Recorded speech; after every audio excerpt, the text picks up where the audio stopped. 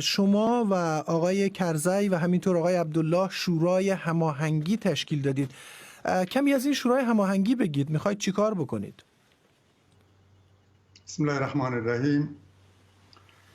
دوستان پیشنهاد کردن که اگر شورای هماهنگی 3 جهته ساخته شود، ما با او توافق کردیم. در رابطه به تفصیلاتش هنوز بحث نشده. باید بنشینیم رو در رو و در مورد تفصیلاتش بحث کنیم. هدف از تشکیل این شورا چیه؟ یعنی میخواید چی کار بکنید؟ با امیر گفتم که باید از طرف اونا پیشنهاد شده است. طرف اونا پیشنهاد شده، ما تا هنوز یک جلسه مشترک در این رابطه نداشتیم. بگذارین جلسه دایر شود، در رابطه به تفصیلاتش بحث کنیم و بعدا شما را در جریان بگذاریم. یعنی هنوز در مورد انتقال مسالمت آمیز قدرت که در بیانیه اعلام شده تصمیمی نگرفتید؟ عرض کنم که متاسفانه که فعلا مسئله تفاهم با حکومت کابل، انتقال مسالمت آمیز قدرت به حکومت انتقالی تقریبا دیگر منتفی است.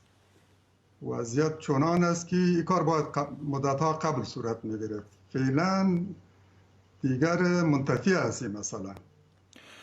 میخواستم نظر شما رو بدونم. آقای غنی از افغانستان خارج شدند گویا. هیچ تماسی با ایشون داشتید؟ هیچ حرفی میان شما در روزهای اخیر رد و بدل شده؟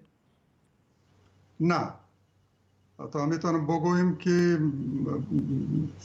بالواسطه بوده، اما مستقیما هیچ نوع رابطه به اونا نداشتیم. در اواخر اونا میخواستن که در جلسه مشترکشان ما شرکت کنم. گفتم که اگر آقای اشرف غنی با انتقال مسالمت آمیز قدرت به یک حکومت انتقالی غیر ائتلافی و کوتاه مدت موافق باشه، میشه باز در رابطه به تفصیلاتش بحث کنیم، ولی ما هیچ نوع تماس و ارتباط با او نداشتیم.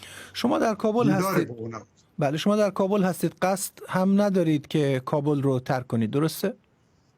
خب هنوز که من در کابل هستم، قصد ترک گفتن کابل هم ندارم. میخوایم که در کنار مردم خود باشم و مومد ثابت شم برای یکی دیگر جنگ صورت نگیره و بساط جنگ برای همیشه جمع شوه.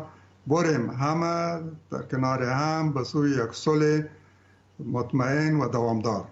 در شرایط فعلی مقدور هست با توجه به اینکه خبرهایی است مبنی بر اینکه حتی نیروهای طالبان تا نزدیکی ارگ ریاست جمهوری رسیدند؟ ما از هر دو طرف خواستیم که بر جنگ اصرار نکنن و میخواستیم که از جنگ در شهرها مانع شویم. و می خاطرم زمانی که امارت اسلامی طالبان اعلامیه رسمی صادر کردند دیروز و در رسانه ها منعکس شد که اینا به افراد خود دستور دادند که وارد شهر نشوند و در دروازه های کابل متوقف و منتظر باشند. از این استقبال کردیم و این را تقدیر کردیم که راه جلوگیری از غارت، خونریزی و ایرانی و جنگ در داخل شهر، یک شهر بزرگ 5-6 میلیون نفوس، فقط همیست که از دخول مسلحانه قطعات مسلحانه به داخل شهر خودداری صورت بگیره و اعلان کردیم به مردم، به شهریان کابل و نیروهای امنیتی که بگذارین مردم امنیت خود تامین کنند. در هر حوزه، ناحیه، ولسوالی مردم خودشان ترتیبات بگیرن که امنیتشان را تامین کنند. ترتیب گزمه و پیره، گشت شب و روز، شبانه و روزانه ایره داشته باشند و از افراد شرور که خواهان ایجاد فتنه و در کمینن که غارت کنند، فرصت برشان مساعد شوند، از این مانع شوند. بله. بله. خب آقای حکمتیار، هیچ تماسی با طالبان داشتید، خصوصا با حلقه رهبری اونها در روزهای اخیر؟ بله، تماس‌های مسلسل در همین لحظات هم داریم با طالبان. با کی تماس داریم؟ و همین پیام‌ها رو به اونا گفتیم مسلسل که این تصمیمتان خیلی معقول و مناسب بود و این باید محکم بیستین، دیگه هم باید تغییر نیاید. ببینیم که مراعات میکنن یا نه. با کی تماس گرفتید در این روزها؟ خب ضرور نیست من نام ببرم، تقریبا با همه مسئولینش، بخشای مسئول طالبان تماس‌های مسلسل و منظم است. صحیح. اعتماد دارید به اونها که به حرف خودشون عملی بکنند؟ بعضی ها ترس دارن از این که انتقام گیری در کابل شروع بشه اگر طالبان کاملا مسلط بشن به پایتخت. امیدواریم این کار نشود. راه حلی نیست که بریم به سوی انتقام کشی ها، انتقام گیری ها.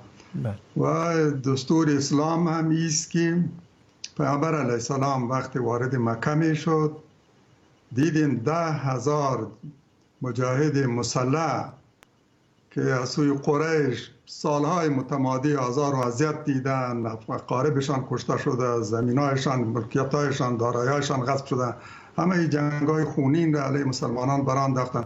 پیامبر علیه السلام اعلان کرد که هر کی دروازه خانه خود بروی خود بست مسئول است. صحیح. و 10,000 نفر مسلح وارد مکه شد، از هیچ کسی نه انتقام گرفته شد، نه دروازه خانه کسی باز شد و کسی وارد خانه از اهالی مکه شدند. این به عنوان یک سنت است، یک دستورالعمل است، یک راهنمود است برای هر مسلمان. در رابطه با فتح شهران باید این را مراعات کنیم. واقعا امیدواریم که این مراعات شود. آقای حکمتیار، امروز آقای خلیلزاد در کابل بودند، گویا نشستی هم داشتن با اشرف غنی قبل از اینکه آقای غنی افغانستان رو ترک بکنه. آیا شما گفت و شنودی با آقای خلیلزاد یا هیئت‌های آمریکایی در این روزها داشتید؟ نه، در این روزها ما هیچ دیدار و گفتگویی با اینا نداشتیم. هیچ تماسی از طرف اونها گرفته شده؟ من معتقد هستم که مسئولیت حوادث خونین در این چند ماه در جنگ‌های شهرها در نخست برمیگرده به حکومت کابل و در قدم بعدی برمیگرده به حامیان خارجی حکومت. اونا مسئولیت همه حوادث خونین را به عهده دارن. طالبان رو شما مبرا میدونید؟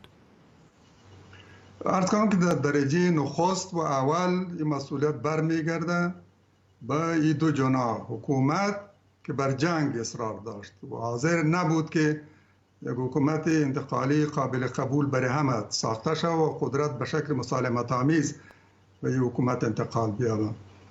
مسئولیت بیشتر به دوش حکومت است و حامیان خارجیش.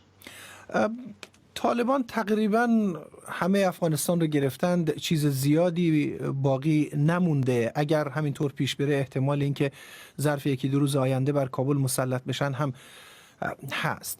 شما نظام جدید طالبان رو قبول میکنید؟ ما امیدوار هستم طالبان فردا پس فردا مسئولینشان بیاین به کابل، امور تنظیم کنن، افراد خودم تنظیم کنن و از ورود قطعات مسلحشان به داخل شهر مانع شوند. و اگر احیانا دیدن که دیگر مشکل وجود نداره، راه باز است، وارد کابل می شوند به شکل منظم و در حالی که مطمئن باشند که میتونن امنیت هم تامین کنه در یک حالت داخل شوند. دیگر مانعی وجود نداره. اینا میتونن فردا مسئولین درجه یکشان، کمیسیون نظامیشان و هیئت سیاسیشان بیان به کابل. خب منظور من اینه که اونا اگر بیان و امارت اسلامی افغانستان که نامی است برای خودشون به کار میبرند رو قائم بکنند، برقرار بکنند، شما اون رو قبول میکنید؟ یکی مسئله بعدی است. اینا چه نوع نظامی را در افغانستان حاکم میسازه. من فکر میکنم به بحث‌های مفصل ضرورت داره. در روشنایی از او ما تصمیم میگیریم که همکاری کنیم. شاید از نظر طالبان مسئله فیصله یافته باشه، یعنی اونها فکر کنن که خب بر پایتخت مسلط شدند، گفتگوهای صلح به جایی نرسیده، نظامی که اونها میخوان پایه‌گذاری بکنند اینه. سوال من این بود که آیا شما این رو میپذیرید؟ عرض کردم که این به بحثی مفصل در ضرورت داره. باید نظامی را که طالبان میسازند تعریف کنند و در عمل ببینیم طالب چگونه نظامی را میخواهد در آینده افغانستان. بعد از اینکه همه ابعاد نظام تعریف شد، در روشنایی از او باز ما میتونیم تصمیم بگیریم. آقای حکمتیار، شما یک بار در دهه 90 میلادی هم با دو جریان سیاسی یک شورای هماهنگی تشکیل دادید. جالب هست که این شورای جدید هم اسم شورای هماهنگیه. اون شورا شکست خورد. چه تضمینی وجود داره که این شورای جدید به جای برسه؟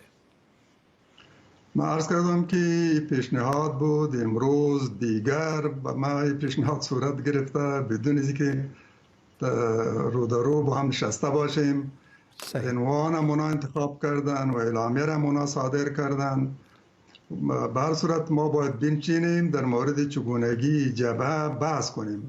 این جبهه برای جنگ نیست، یک حرکت سومی نیست. میخوایم که جهتایی که میخواین برای تامین صلح مشترک عمل کنه، اینا یک ضرورت است با هم بنشینن و در این مورد تصمیم مشترک بگیرن.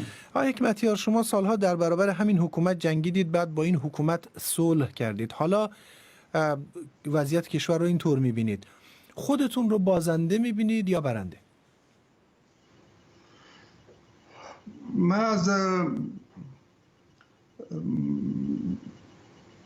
از گذشته خودم و از صلحی که با حکومت کابل هم داشتم، با همه تخلفاتی که از سوی حکومت صورت گرفت، به هیچ بند معاهده عمل نکرد، من از این راضی هستم که ما چیزی را در این جنگ از دست ندادیم. ما طرف جنگ نبودم در این مدتی که بعد از صلح با حکومت کابل. ما حزب اسلامی در دو طرف درگیر با هیچ یکی نبوده، خواهان صلح بوده، تاکیدش بری بوده که راه حل صلح‌آمیز برای بحران افغانستان پیدا کنیم، بر جنگ تاکید نداشته باشیم. همواره تلاش کردیم که هر دو طرف متقاعد بسازیم که راه صلح را در پیش بگیریم.